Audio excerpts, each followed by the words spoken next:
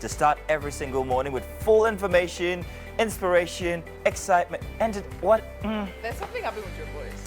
Okay. I will explain in the course of the show. All right, that's right. We definitely got a jam-packed show just for you. Now, from the latest news updates to the mouth-watering, a whole lot of things. Interviews, Wake Up Nigeria definitely has it all for Absolutely. you this morning. Yeah. We left no stone unturned for a Thursday edition. We know mornings can be tough. Yes, they can be. So, hey, we're here to make it a little easier for you guys. Whether you're sipping your morning coffee or maybe you're grabbing a quick bite for work, as if you're going to work, or whether you're just here to brighten up your morning, hey, we've got all the laughter, surprises, and everything that you need for a Thursday morning. Now that's the spirit, and don't forget, we're not just here in the studio, but we're live in your homes with some culinary creations, right? Coming back for you or to you. So make sure you sit down and wait up for our kitchen segment because a lot is happening in there. Speaking about the kitchen segment, we have an incredible, delicious recipe for you guys. So don't you guys worry. During the course of the show, you guys are definitely going to show, we are going to show that it's a fantastic one that we've prepared for you. Yes. Stay where you are. Don't go anywhere. Let me let you guys know what to do. First off, you might be seeing us on channel 16 if you're on GOTV, or 49 if it's UHF. Thank you very much. Or following us across all the social media platforms. We are at TVC Connect. Use the hashtag WakeUpNigeria just so you know you can be a part of the show. We're going to let you know what the highlights are right now. Interesting. I like Asiri, by the way. Oh, nice. I will say that there's so many things that you find on social media when it comes to comedy that I've seen plenty other places. Not his specifically, but you know, I keep seeing reiterations of people's intellectual property. Yeah. We're going to talk about that, but first, what happened to your voice? Oh, yes. So on Sunday evening, I took the family out for an event which I missed you at, because I know you were there. We just missed each other. And it was all about, first of all, don't go anywhere, Mazino. Never go do it. I was too excited. It was about bikes. So it wouldn't be in one place. I'd be all over the place. Plus, I was trying to like hide because everybody kind of like, never mind. My brother was at that same event and I didn't see him as Exactly. It was a big one. So it was a lot of, since it was quite a noisy one and everything in my voice, I kind of cracked my voice. But it's coming back with that sexiness I like. Thank you. All right. So back to intellectual property and all of that. So I have this story, right? So now a lot of people on social media complain. I have a friend once upon a time, she was complaining of, she created a post and she was like complaining that people, or one particular lady actually took it upon herself to always recreate her own post. But like in her own way, because the truth is no matter how someone wants to create. She creates, she's a family woman, she's a mom, so she does this post with her kids, with her family and all of that. So I'm like, no matter how someone wants to recreate it, can never be totally the original. Do you understand? So she had a serious problem with that. Then, down the line as well, I've had situation of, designers coming to drag people talking about how, oh yeah, this is my design and all of that, and then you literally ask somebody to sew it for you and everything. So now my thinking is, okay, fine. When you create something that comes out of your own original creativity and then you put it out there, right now, what are the limits to what people can do with it, or how to recreate it? Like, is it really a problem? I don't know. In terms of entertainment, I can see how that's a problem, but I don't know how it works in your space where it has to do with designs, clothes, and everything. But I would assume that once you put something out there for people, it's assumed that you're asking them to compliment you by copying it. I don't know if you get me. If I had this beautiful attire and I saw it outside, I would think, wow, I designed that, that was my thing. But people would have different opinion about it. So I get the pain. I get the pain. Do you understand? Because, you put in so much creating this piece and then someone literally just takes it and just replicates it, right? As you said, I think I would actually see it more as a compliment. Because the truth is, no matter how original you think your design is, I honestly also feel that it also is like, it's also like, I lost my train of thought. Thanks, director. Let's go. But I get what you're saying, and I'm sure that they get it as well. Tell you what, let's do the weather. Morning once again, and welcome. It's time for the news to start Wake Up Nigeria. My name is Mazino Appeal. Now, experts have recommended that parents and guardians whose wards are seen on the streets during school hours should be sanctioned according to laid down regulations. This, they say, will help reduce the rate of out-of-school children in the country. Helen Osamide Atkins reports. It has been well acknowledged that basic education is the foundation of development. The skills learned at this level form the base on which the capacity for future economic productivity is built. Despite the importance of basic education, Nigeria still has one of the highest number of out-of-school children, amounting to about 20 million.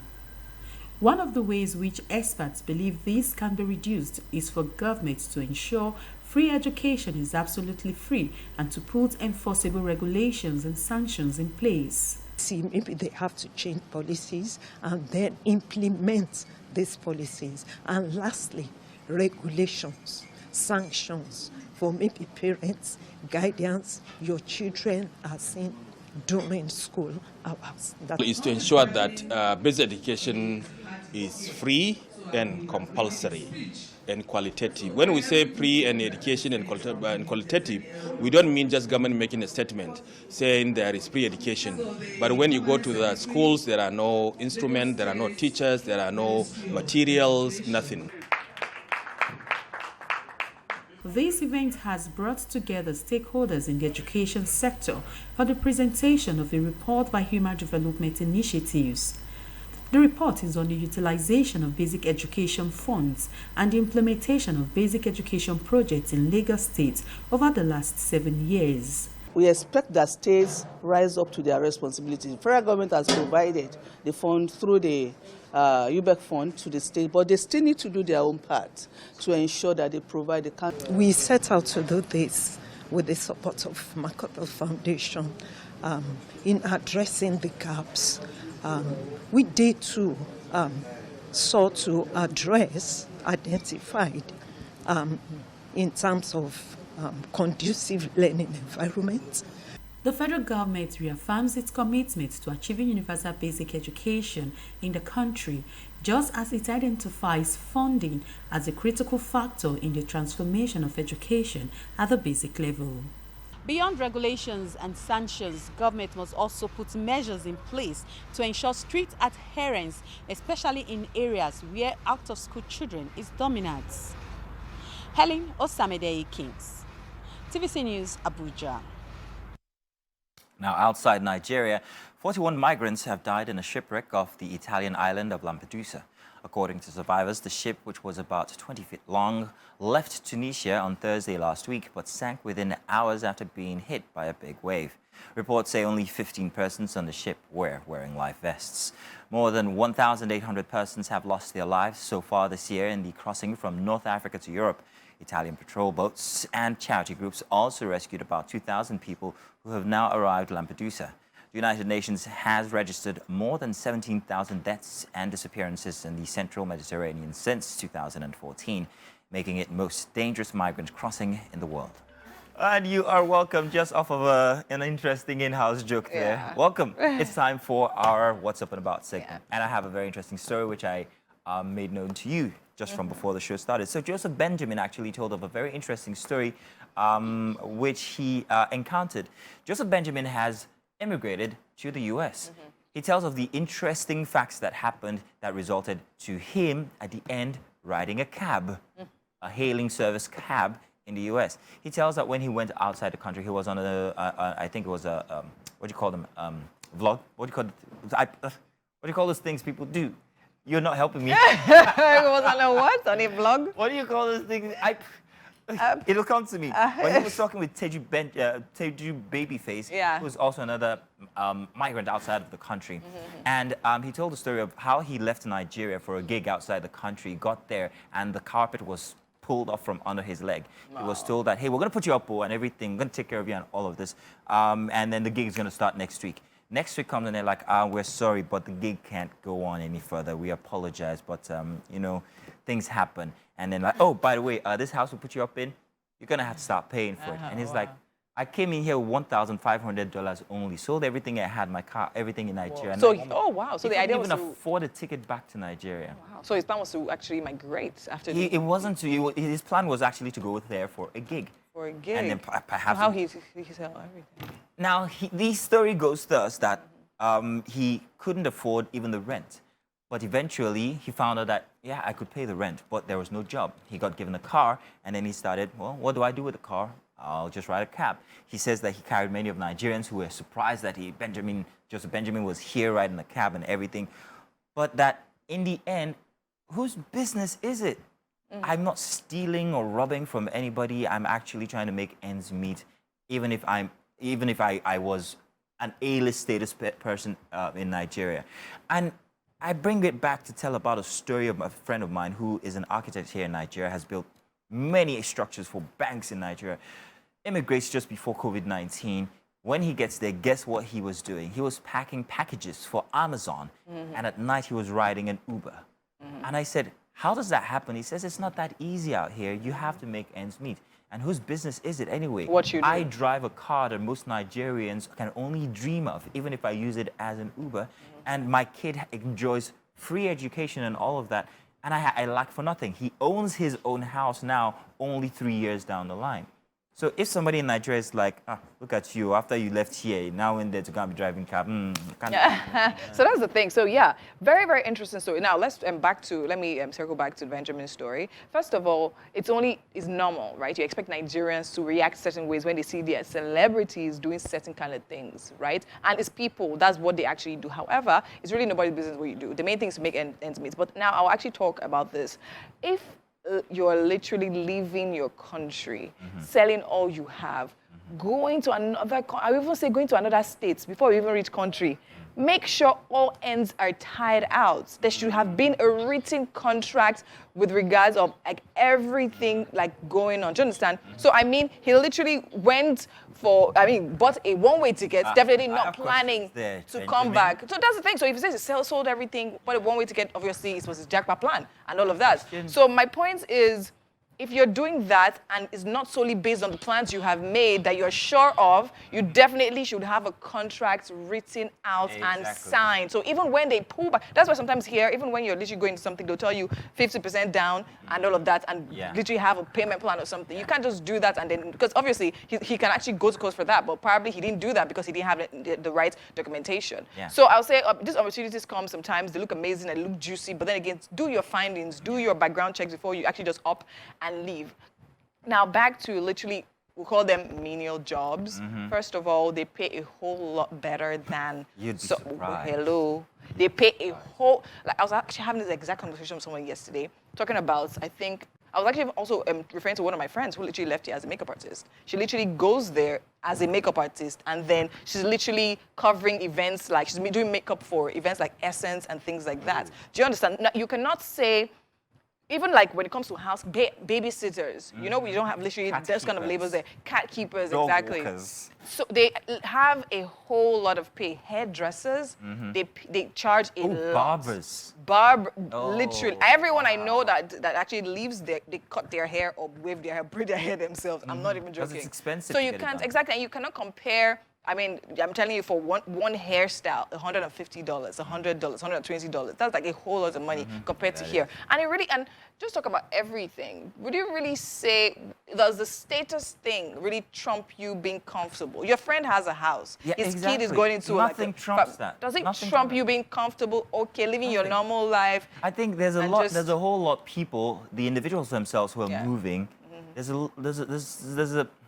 There's something not right with the expectations that people have, whether the individual moving or the people you're leaving behind. I would like people to please dumb these expectations down just a bit, because it's not all roses when you get there. From what I hear from the people that I've spoken to. So a lot of people, don't think that I'm going to go there and be a big man. Nah. For Joseph, my questions, which you actually highlighted, were Joseph. Now, if you sold everything. It not be like say one come back. Yeah, of course it's Joseph, my man, but you know you weren't going to come back. You know you didn't want to come back. But anyhow, have things in place first. Have things in place. Don't just up and leave and think that everything's going to be fine. I'm happy that he's okay. We hope to see him back in, a showbiz. But for everybody in Nigeria, mind your business. It's not your business what anybody else is doing there. I went there for me.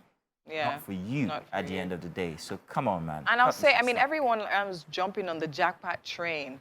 Believe me, as Mazino said, it's not a walk in the park. You can't just go there. You have to have a plan. I know people that have gone there and have made it big. Now, it would be stupid of me to say, oh, wow, he went there and did that, and I'll pack myself and I'll go. No plan. They had plans, like structured plans from when and initially, the story is, when you get there initially, you have to get certain kind of jobs. Then, while you're still applying, probably getting your certifications and all of that, while you're applying and all of that. So it's totally understandable that you have to do certain things. And to be honest, would you really the level of living is different. The standard of living is different from here. Will you now take that over here? It's only in Nigeria that you see people literally in a big car with empty bank accounts. Do you understand? Or having an office to themselves. But then again, so I think it boils down to what really matters to you and why you're doing what you're doing. Is it for the show, or is it really for you just living your life and having a good time with it? Very, very true. Things to consider there. Just make sure everything is in place for you, your family, and all. Be you, live your life, answer to nobody. Hey, there was this story of the lady, almost like the same posts apart, where she actually got there. In less than a year, she put in her resignation, bought a ticket, came back to Nigeria. Because I assume that this life is not for me. I can't be doing this kind of things. I want to understand. It depends on how you feel, it's all individual. Nobody can. Because a lot of times, even now, like when people travel that way, what are the jobs that are easiest to get? Health workers, healthcare. What is that? That literally entails taking care of sick people, old people, and things like that. Dependent people, and that's the kind of labor they need there. Yeah. And then it's not all rosy. Some of these old people are in diapers. You have to change those diapers. Yep. So I mean, if you can't humble yourself. You cannot humble yourselves. Stay in your country. So my advice to anybody who's going out there, no matter what your status here in Nigeria, whether you're a branch manager here in a bank and everything, learn soft skills. Exactly. A lot of them, because these are what will actually help you keep afloat. Yes. Whether it's the ones we've mentioned or certain other skills. Of course, now tech is that big, people need, that people can't live without. Yes. And the ones that are also easily accessible in the country you're going to. Exactly. It's not just good enough for you to just get any skills generally. There's certain specific roles that certain countries are actually looking for people or looking for professionals in that field. So you probably align your goals to that. So, yeah. That's our little cup of tea here on that matter. Joseph, we love you. We hope only the best for you. That was a great revelation, and it's also a good sample for everybody to take from. Everybody's going to learn from that. Thank you for being absolutely humble. Yeah, of course. Absolutely honest. It takes a lot to actually drive. Not everybody that's that honest or humble when it comes to these kind of things. So, Joseph, if you get to see this, we're rooting for you. Let's just put it so. Thank you very much. Let's know what you think, by the way. Use the hashtag WakeUpNigeria on TVC on this issue. Would love to read from you guys, and perhaps also maybe we'll also respond. Yeah. We'll be back. Stay tuned. Wake Up Nigeria Kitchen. It's a Thursday morning, and I have with me Chef Mary for the second time on Wake Up Nigeria. Welcome. Thank you. Good morning, everyone. Okay, so it's amazing having you here, and I love how arranged and coordinated you are. So tell me, what are we making this morning? Stir-fried pasta. Ooh, stir-fry is actually one of my favorites, to be honest. But somehow, I don't get it perfectly right. So hopefully you teach me how to get it right today. All right. Awesome. So tell me, what exactly do we need to bring stir-fried pasta to life? Okay. So we are going to boil our spaghetti. Okay. Oh, these are all my ingredients. Yeah, so tell me, what are they? One after the other, yeah. All right. I have here carrots, yeah, green pepper, yeah, red pepper, parsley leaf, yeah, spring onions, yeah, my sesame orange, okay, this is my soy orange, okay, and pasta, then chicken, okay, black pepper, chicken, seasoning, cube, salt, turmeric, ginger and garlic, okay, then kidney beans, onions, tomato and cucumber, my favorite beef and oyster sauce. Oyster sauce. Amazing. Yes. Sounds totally complete to actually come to life, and I love it. So tell me, how long have you been cooking for? I've been cooking for 6 years. For 6 years, really? And how has the experience been so far? I'm enjoying it, and I want to know more. You want to know more? So do you actually own a restaurant, or you hope to own a restaurant soon? I'm working under somebody. You're working under somebody, okay. But very soon, we want to also come to your own restaurant. Chef Mary's, don't you see it? Chef Mary's Culinary. Yeah. right? Mary Cuisine signature. signature. Yes. All right, so we'll make it happen. Don't worry. Amen. Okay, now tell me now, how do we make? What's the process of making this meal? So you already mentioned that we'll boil the pasta separately. Then what are the Then other we steps? start our stir fry. Yeah. We put the fry pan on the fire. Then I put my sesame oil.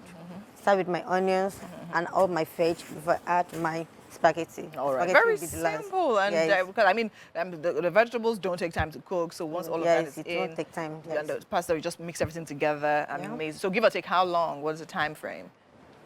30 minutes will be ready. 30 minutes, we're ready. Yes. I think even less than 30 minutes will actually be ready. Amazing. Okay, sounds good to me. So now let's actually start. We have our pot there. Okay. We want to probably boil the water first, then start with every other thing, right? I boil the pasta first and start with every other thing. Amazing. You literally have it here. If you're just joining us, we're actually here with Chef Mary. We're making stir-fry pasta, and we have the ingredients right there on your screen. And we definitely need pasta, soy sauce, oyster sauce, sesame oil, green peppers, red peppers, spring onions, carrots, seasoning cubes, salt, curry, black pepper, ginger and garlic, shredded beef, and parsley leaf, of course. And all of that will give you a delicious dish of stir-fried pasta. We also have like chicken standing by here for the side, and we have shredded beef, which is going into the pasta as well. So yeah, definitely I'm loving and looking forward to seeing what this is going to turn out to be. So we have our pot on the fire, and we need another pot Fry pan. to. You need a pan? Yes. Okay, let's get you a pan. You need the pan. So we need the pan for the vegetables, right? Yes. Okay. Are we going to start that now? Or is Yeah. it too early? Or should we wait a bit? Okay. So Let's wait. Yeah. Let's wait, right? So that we'll boil the pasta and then get on with that. All right, amazing, amazing. So what is it about cooking that you actually love? Tell me. Tell me now, what do you like about cooking? Because you know a lot of people feel that cooking is stressful. Right, from going to markets to coming back to preparing your things and then start cooking. So what is it about cooking that makes you happy? I think it's part of me. I just love cooking. Just love cooking, Yes. serve people, they eat and they're happy and Yes, relax and yes. enjoy. Amazing. I mean, I think it's amazing. All right, and then we'll get on that really, really soon. But right now, I think we have Mazzino on the couch standing by for newspapers. Okay. Okay, so yeah, of course, our pasta, we're boiling our water now. Yes. Literally. So are you going to put oil in this pan, in the water? I'll put salt. Okay, you put salt Yes. in the water? Yeah. Okay. So, but no oil, because I mean, we're going to... No. I know some people boil They'll- with oil No. so that it doesn't join together, so it separates. Okay, so just Yes, salt. Yeah. Okay. Amazing. All right. I think Mazzino has finally woken up and is ready. And is ready for us. Mazzino, how far? I don't know where are you rushing to? You want to? It's only we just started now. We're free. I know, Why but in a then- hurry? We want to look at you some more. I mean, look at that beautiful head of hair. Look at that. Look at those long legs. Right. I mean, well, you're welcome. Indeed, let's do the headlines. Thank you very much, Winfrey, for being in a hurry to get to the papers. But I'm sure that there's a lot of people out there who are in a hurry as well to know what the papers hold this morning. So let's get started. We're going to get started from the Sun newspaper today for a Thursday. And we have a series of headlines. Let's start with the big headline here for the Sun newspaper. Coup in Niger Republic. Cardinals, bishops, editors warn against military action. Libya is example of disastrous consequences of military option, say cleric. Military intervention will deepen Nigeria's economic crisis. NADECO US warns, and strategic engagement diplomacy should be applied, says the NGE. There are plenty of talks about how this will even affect us economically, as has been stated here in the headlines. And many have also argued that the diplomatic sanctions that have been placed against Niger Republic are enough because it's stifling so much. There have been comparisons to the military might of Nigeria, and also on the other side, there have been a comparison to the military might of Nigeria as against Niger Republic. How it might be a good idea, but what would it do to our economy is the big question here. We're going to touch on that on other papers, but more headlines inside the Sun newspaper. First page here, Atlantic Ocean surge endangers biosphère communities, Diri says, laments submerging of about 250 buildings in Odioma in 10 years solicits FG's support, and 7 women regain freedom in Niger State after 130 days in captivity. Today, FG Emefiele resumed battle over bail and diaspora engagement must for robust contribution to nation building, says Okonjo Iweala. And to another big headline here, FG makes FIRS sole revenue collection agency to abolish taxes hampering businesses. If you are one of the many few who have embarked on starting a business in Nigeria, you will admit that it has never been such an easy task, especially with the issue of multiple taxations that are facing businesses and causing businesses to actually, well, go into bankruptcy or even close down in less than 3 years. It is said statistically that the average cycle of a business, if you pass 2.5 years or 3 years in Nigeria, you will survive. But after that, it becomes almost impossible for the business to continue running. Let's move on now to our next daily this morning. We're going to move on to the Punch newspaper. Front and center for the Punch newspaper are these headlines. Once again, the Niger issues. UNAU ECOWAS meet on next move. NSCIA wants FG. Major decisions expected at Abuja meeting. Ex-Kano Emir Sanusi meets junta leader Tiani. Nigeria rebels vow to restore deposed president. Coup leaders accuse France of fueling crisis. There's so much to unpack inside of the issues in Niger Republic and how it affects the rest of West Africa, especially Nigeria, with our president as the sitting chairman for ECOWAS. But we'll follow on that one as we go. At the top of the Punch newspaper, FG may stop customs and PA 61 agencies from collecting trillions in revenue, and organized private sector divided as NACCIMA, LCCI opposed proposal. El Rufai, Wike meet Tinubu over ministerial confirmation. That has been in the news all through the week. And at the bottom of the Punch newspaper, FG to spend 341 billion naira on judgment debt. 4 Amateku officials dismissed for indiscipline, Ondo commander says. And finally, for the Punch, cooking gas price will rise next week, say marketers. There has been quite, well, let's say, an enjoyable issue when it comes to the price of cooking gas lately. Personally, I've enjoyed that, and I'm sure that a whole lot of households have. But with the increase, not sure exactly what is responsible for it, but I'm sure we will find out eventually. We've got the Daily Independence for a Thursday here, and our first headline says, further Nigeria devaluation, or Naira devaluation seen, now exchanges for 917 Naira to the dollar.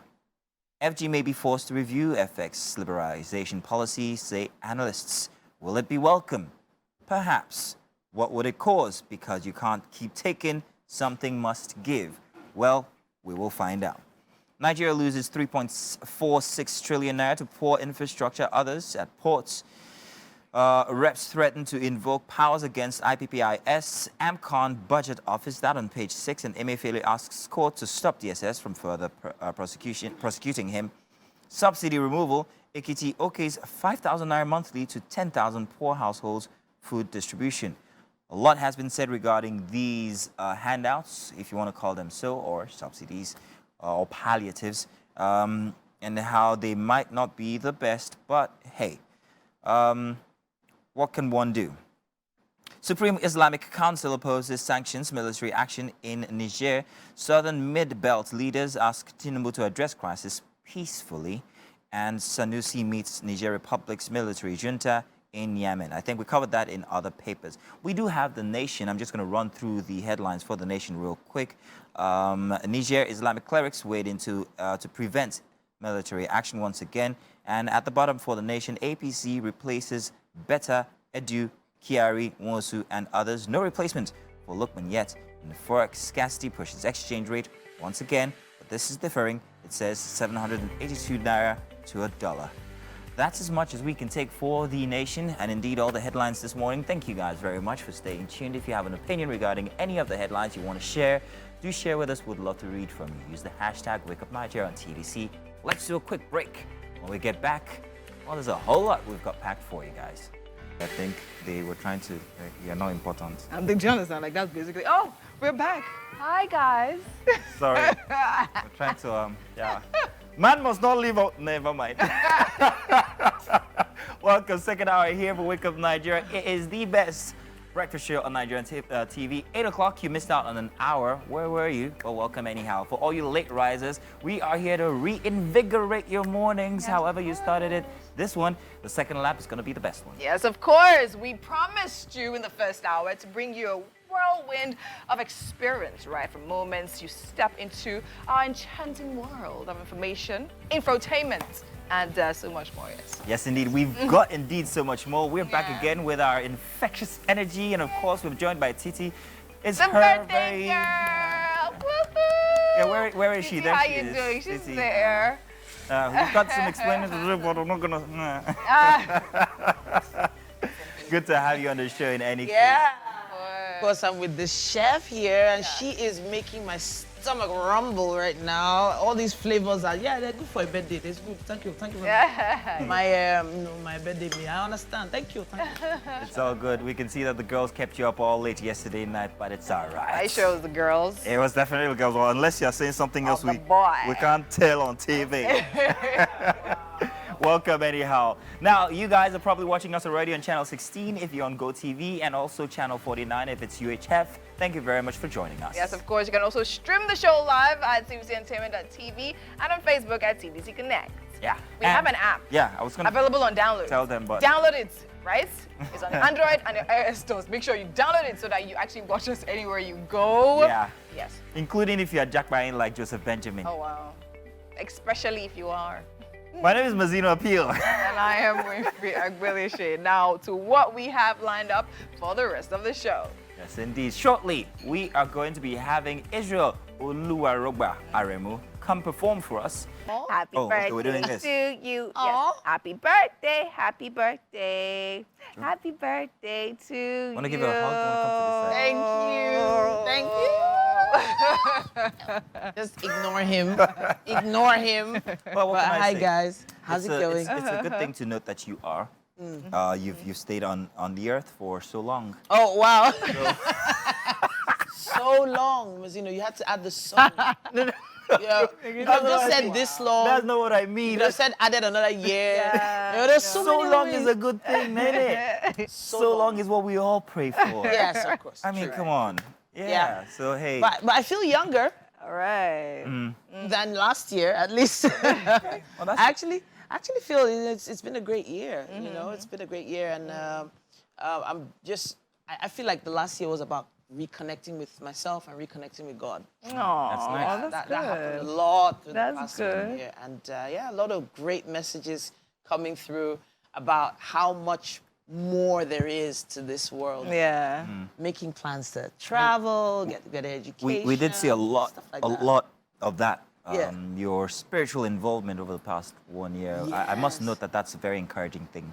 You know, and that was very good to take it back to God. Yeah. Bring in Jesus. Yeah. It's often something people don't get to do until their very later years in life.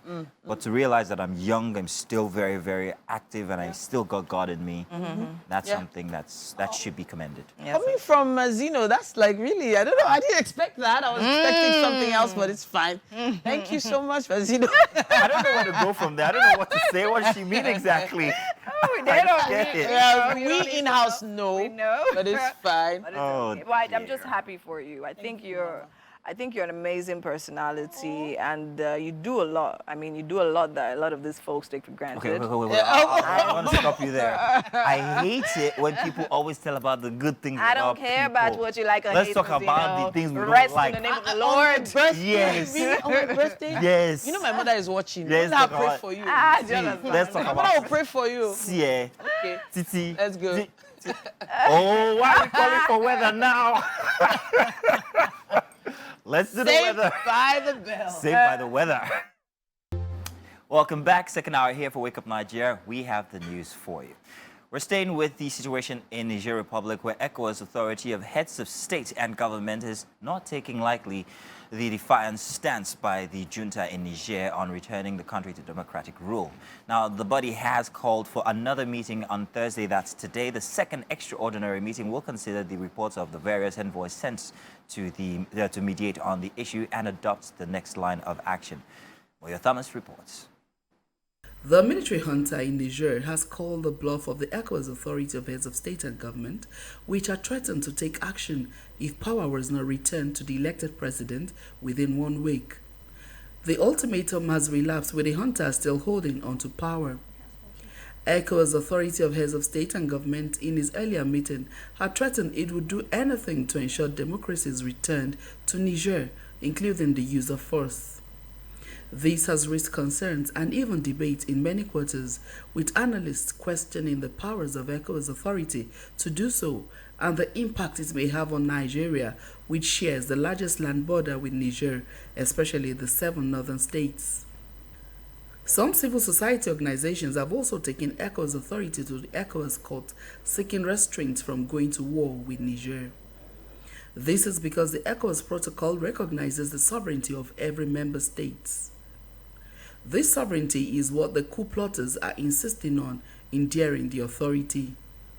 The coup plotters have even gone ahead to warn France, the United States, and other Western countries against meddling in their affairs.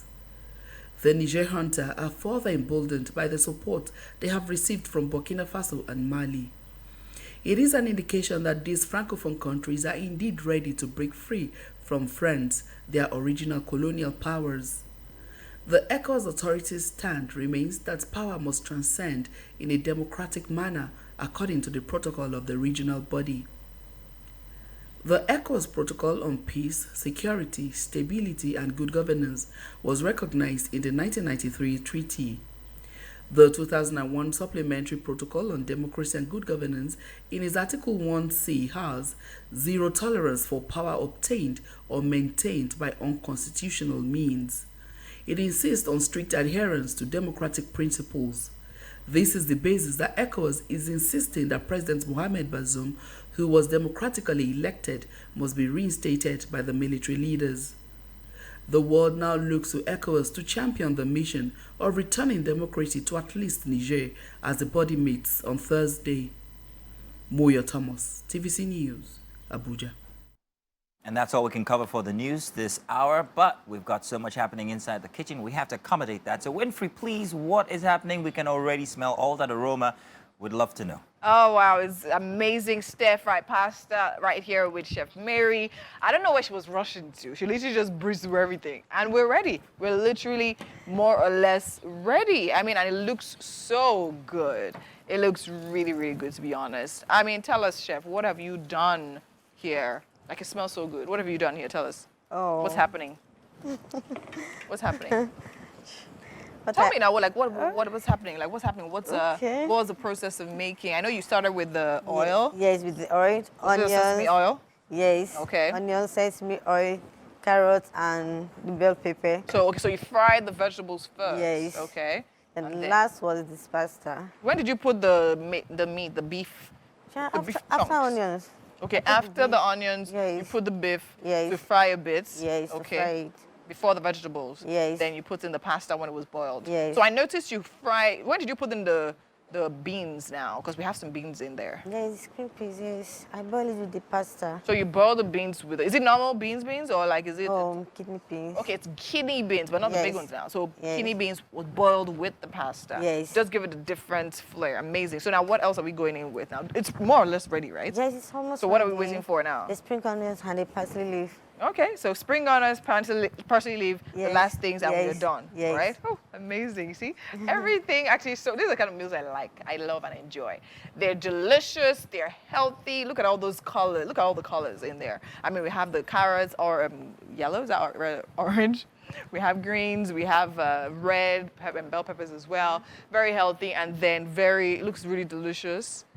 And of course, easy and quick to make. Emphasis on the easy and quick to make. All right, so in case you're just joining us, we actually made stir-fried pasta. We have the ingredients on your screen right about now. And for this, we literally have the ingredients on the screen. Right, we have pasta, soy sauce, oyster sauce, sesame oil, green peppers, red peppers, spring onions, carrots, seasoning cube, salt, curry, black pepper, ginger, and garlic, shredded beef, parsley, and we have some chicken as a side right here. So now, I'll be adding the spring onions because we're not coming back in the kitchen until it's served. So let's add it, the spring onions and the parsley. right? Nice, nice, nice, nice. I mean, and the color literally comes more alive. So the cucumber and tomato, is it going in or that's just for garnish? No, it's for garnish. So it's just for garnish on the side. Yes. Amazing. Ooh, love it. Love, love, love it. Really, really nice. Looks nice, smells nice. I'm sure it's going to taste really, really nice. Amazing. Well done, chef. So when we're back in the kitchen, we'll definitely have it all plated out and we'll have our guests trying it out as well. So make sure you stick around for the verdict on this amazing pasta. We're going on a quick break and we'll be right back. Do not touch that. Boy, that was beautiful. Hey, I like the sultry voice. In any case, welcome. It's time now for our book review. And today we've got one called The First 5 Years. And right here with me is Ayodele Ashaita Kadiri. You are welcome here on the show. She's the author of The First 5 Years. Good to have you here. Thank you for having me. First off, I'd like to say a lot of people these days are writing memoirs, and yours is one of very particular interest to me because it tells of something that everybody who's trying to make it in any career will go through. They'd find it very, very relative to their lives. But I wanted to know exactly why you felt you had to write this book for people to see. Okay, I think that I felt I had to write it because there are so many. Okay, let me give the context of the profession that I am in. Yes. So I think that for lawyers, there's this particular path people expect you to pass through so that you can say, oh, I'm a success and all that. But I think for me and my friends, we didn't find ourselves on that, on that path that everybody thinks is the path to success. And we had so many questions that I felt like people were not talking about it. And, having gone through that, I said, I want to write this book so people know, people that find themselves in my position or like my friend's position find out that they are not alone, that success doesn't have to look like what we think it is, that you could be on a non-conventional, not traditional path, and you still make sense out of your life. Oh, very interesting. Now, to that extent, you called your first chapter here Serendipity. Yes. Where you're faced with the question of, okay, how do I, or could you explain that theme for us, serendipity itself? So to give context, I'm a Christian, and I believe that my faith is God has been very instrumental in where I find myself today. So I think about the fact that how I decided to become a lawyer was just the hand of God. But at that time, I thought maybe I was doing something. It was as easy as when I was back in school, I was like top of my class. Yeah, everybody's parents. Yeah, my father too. No, but literally, I was actually top of my class, very good. And then everybody thought, oh, go to science class, go to science class. And I felt like, why should I go to science class? Are you saying that anybody in the art class is very stupid or something? So I just went to the art class just to prove a point. And the journey to becoming a lawyer started from there. I didn't even know what I wanted to do. I just found, okay, so now that I've done arts class, what should I do in my life? Oh, it's either law, mass communications, English, something like that. So I picked law, wrote the exams, passed, got into faculty of law. So it was just like, what's the next thing? What's the next thing? So, but now that I look back, I see that it is the hand of God. So it was like divine, exactly. So that's what serendipity. But even while you were still on that path, you still had other questions. There's another chapter which you call the $1 million question again. So you were asking questions along the way as you went in your journey. Yes. Now, let's talk about chapter 3, the $1 million question. As a lawyer, now you had to ask yourself what questions to. I felt like you were looking for some sort of fulfillment. Am I correct? Well, I guess maybe let me say like something like clarity. Clarity. So I think that for lawyers, before the jackpot wave started for Nigerians generally, for lawyers, there's always a question of when are you going to go and do your master's degree in your university? And generally for lawyers, you kind of almost every Nigerian lawyer is New York qualified. So you kind of like finish school, you just work for 2 or 3 years. That's like it's in the constitution. You work for 2 or 3 years, go and do your master's and come back. So the $1 million question for me then was, when are you going to school? Especially with my academic track record, it was like, when are you going? When are you going to Harvard? When are you going to Oxford? And all of those things. But the way my life was going, I didn't find myself, I can't force Oxford to take me. If I put in my application and I don't get in, that's it, So that was what that chapter was all about. Like, okay, now that this journey to Oxford, this journey to Harvard isn't working out, does that mean that my life doesn't make any sense? So that was really the, $1 million question, because everybody was asking, and I didn't have an answer to say, oh, it's like I don't want to go, I don't know if I should go. So that was basically what chapter 3 was about. So as a lawyer and also as an author, you might have addressed this, but how did you find that balance, as in work-life balance, or were you just as studious as you were in school, even through your entire career? Did you find time for other aspects of life, like your creative side, or just maybe even just as simple as a hobby? Okay, yeah. I mean, I guess maybe the thing is just to make time. You know, there was something I read somewhere about, like, life is about juggling balls. Like, all the balls are not in your hand at the same time. Yeah. So, like, you just have to decide which one I'm going to hold and which one I'm fine with letting drop. So, I think for writing for me, I started writing the book in 2020. I wanted to finish it. I wanted to publish it on my 5th year call to bar anniversary in 2021. But that didn't work out. I didn't publish until 2023. So it's been a journey of 3 years. But there were some times when I knew that no weekend outing. I just had to put in an extra hour, no hanging out with anybody, Yeah, how no did that extra work out? sleeping. I mean, I'm done. I've published the book, so I think there were sacrifices that actually paid off in the end. But I think another thing that really helps was that I had people as well, my friends, my family. There would be times my mom would be like, "Don't worry, I got this. Just go and write your book. Go and write your book." And then my mentor would call me all the way from Canada and say, "This is your book. You've still not written it." So all those prompts would just make me like, ideally, you need to sit up. So the golden question here, not $1,000,000 question, is who is the book for? Who would you advise to take this book up, read it, and take your experience as theirs, or at least a sample? Okay, so the book is for everybody. And I'm very serious. If I may say so myself, I'm a very amazing storyteller. Oh, wow. You're very modest. There's an amazing story.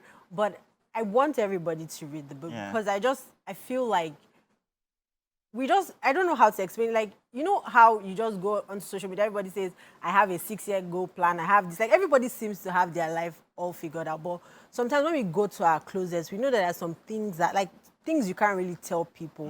And so I want people to just realize that even if your life is not all that together, it doesn't make it less of a life. So I think everybody should read the book. But generally, you know, lawyers, young professionals, students, anybody that wants to know what life in, like, pursuing a career as a commercial lawyer is. Yeah. So the first 5 years are indicative of what the struggles that we will go through in trying to get that, to get where we're supposed to get our goals.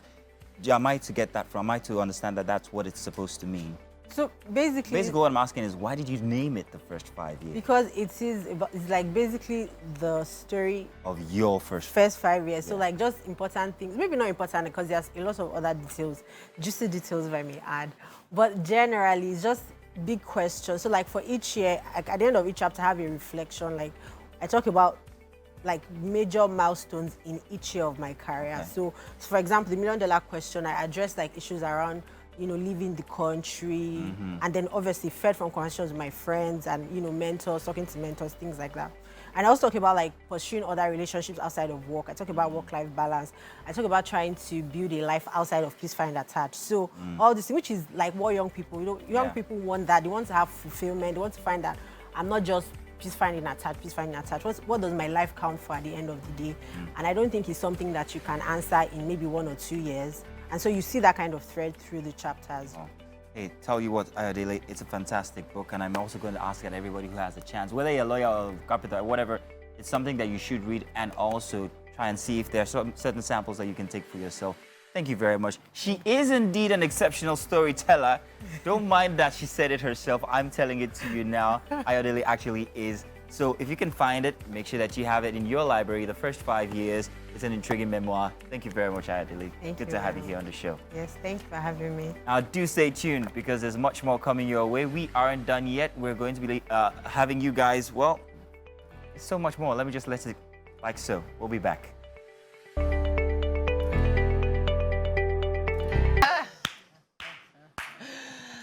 Okay. Yeah. Finally, we are joined by digital creator, ultra versatile event host, prolific speaker, the one, the only, Asiri Comedy. Welcome to the show. Thank you.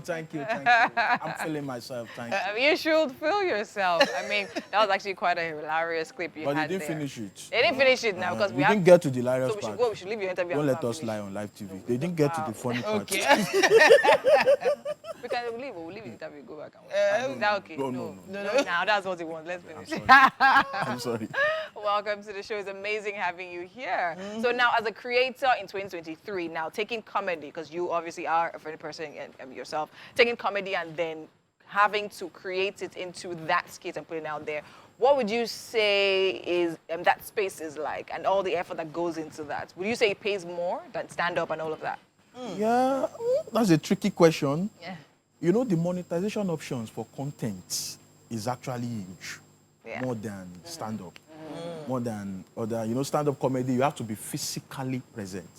But here I am, I'm doing interview. I don't know what's going on my Facebook. Right? I don't know the dollars dropping there and there. You know? So that's the advantage of that space. I love that word you said, dollars dropping. Cha-ching. I'm not supposed to say that. To me, they no tax me. Now $1. Wow. But you know, the comedy space has evolved over and over and over the past decade, in my opinion. You know, there was the era of, you know, the shows that had every single comedian in Nigeria inside. Then social media creators came out, and then the stand-up, one-man stand-up started to rise. You need to talk to us about your journey through all these times.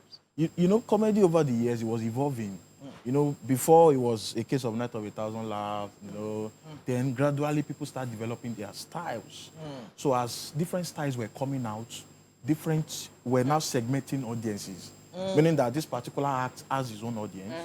So this audience might not particularly like this person, but his audience like him. So I think that's the reason why we now have a lot of one-man show now.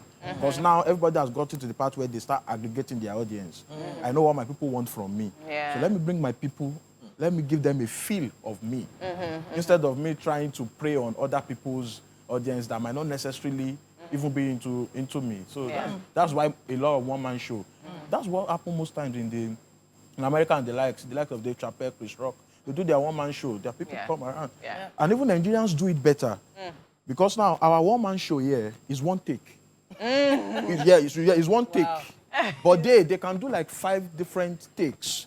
Then they look for the best one out of it. So Nigerian comedians deserve a special applause. Because most of the things we hear is one take. It's one no take. Time for editing, no time. And they still come out fine. So now let's talk about the one take now. Talking about writing comedy. You write your own comedy? Yes, I do. And all of that. So what goes into all of that process? What is your inspiration? Where do you draw inspiration? It's a whole lot. Like the comedy special I'm drafting right now for my event coming is Open Secret. I've been writing it for more than 7 months. Wow. So like different experiences? Yes. As you know, it starts from you first jotting it down. Then you now start giving it a story. Then when it becomes a story, you now start lacing it with humor. Oh, wow. After it becomes humor, you now start testing it. Like I tested one on Auntie Titi when I came, but she didn't know. Unknowingly, she laughed. I said, correct. So it's a lot of process. Then you now start segmenting it. Then you give it fillers, you give it storyline, you give it drift. It's a whole lot. I feel like we're getting a master class on how. Do you understand? Actually, you can sell this master class, but I want my commission. But I was actually going to say a lot of people don't realize a lot of research goes into comedy. Some have been of the opinion that you just get on stage and then whatever you have in your head is what you just say. But you mentioned the likes of Dave Chappelle, who they have their own Netflix specials and the like. You know, so I want you to tell us what your average research process is like.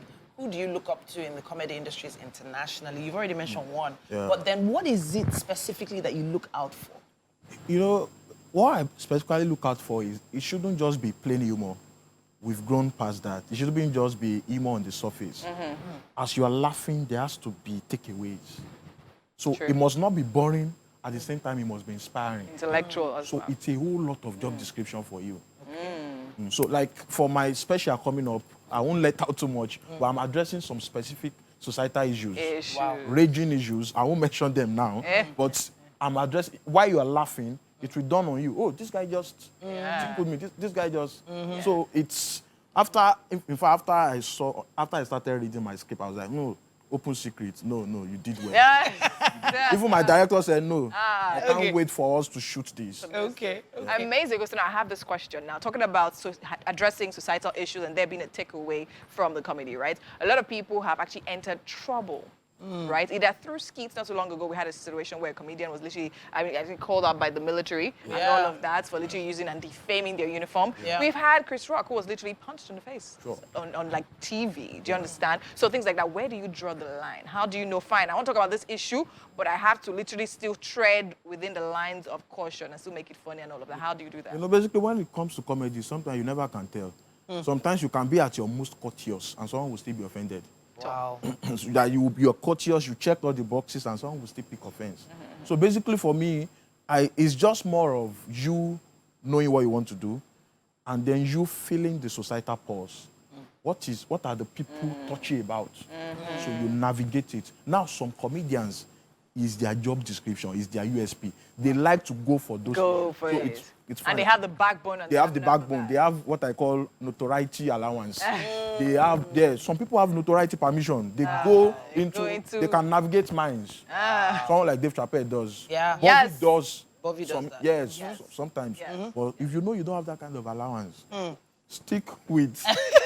So now talking about the allowance, is it imposed or is it like self? Because I mean, if you say allowance, I mean, at a point, I remember watching one of the specials, Dave Chappelle now, and he literally said he was actually going to stop comedy because of how touchy people were about. So would you say, didn't you think he took it and like held on to it, irrespective of people? What people say? No, it comes with some level of resilience and stubbornness. Dave Chappelle has repeatedly hammered some certain groups of people. Even as they were bashing him, he would do another one to talk about Bash it. them again. So some people have that, but for me, I have a plethora of topics to navigate. So I don't even want to dwell. I have a lot of topics I've not even exhausted. So I don't want to dwell on the controversial. But you have to tell us one of the funny stories. Have you ever been, stopped by someone who was really offended? Have you ever been hit before? Has anybody ever parked their car in front of your car and said, "Oh God, that thing you said"? Talk to us. Yeah, I think I had one. It was so petty. Maybe 4 years ago. It wasn't even the joke. I didn't call the person's name well. I didn't know he was, and the show was close to cantonment. So I didn't know he was one of the cantonment people. But by the time I would get out, I just saw his boys. They knew my car. They knew. Wow. They were just like when I got, they were like, are you not the comedian inside? I said, yes, sir. I was even sleeping. Yes, sir. Okay, no worry. We are the comedian outside. You crack joke inside, we crack you outside. So, but it's one of those things we see, we are used to it. So, but then, I think I had another one. What? I'm gonna hold you on that because I don't want the military to hear, but 13th of August is the next event at Terra Culture. Oh, amazing! I'd love to be there. Yeah, so the 13th of August, I can't wait. Yes, sir. So much work has gone into it. So much work. Amazing. And so many great billboards. Those billboards, I don't know, your head was very big. Normally, my head is big normally. So I now told my graphic designer, zoom it. Zoom in. Times 15. So even if you are beefing me, you will see my head. Let's see the concluding part of that clip that we were watching earlier, and then we head to the kitchen. Do free job. Asiri, good to have you here, man. Nice one. Good to have you here again. How do you get your ideas? Where do you get them from? Everywhere. Everywhere. Like, as I am now, I already have ideas. Yeah. Please don't use me for any of yours. In camera, I will use you. Amazing. Welcome into the Wake Up Nigeria kitchen. I have here with me Chef Mary. Yes, She's indeed. been hard at work preparing this from scratch right here. We'd love for you to try it and tell us what you think about it. Now, this is stir-fry pasta. We have chicken on the side and a whole lot more. Yes, so just try it out. It's so good, right? Yeah, it does. Yeah, Let's see if it I want inspire it. you. Chef, You want it, eh? I want it. I've been wanting it since I was here in the kitchen. I'm just holding myself. This is how you do pasta. You roll it first so that Wow. you can get Don't a overdo it. Wow.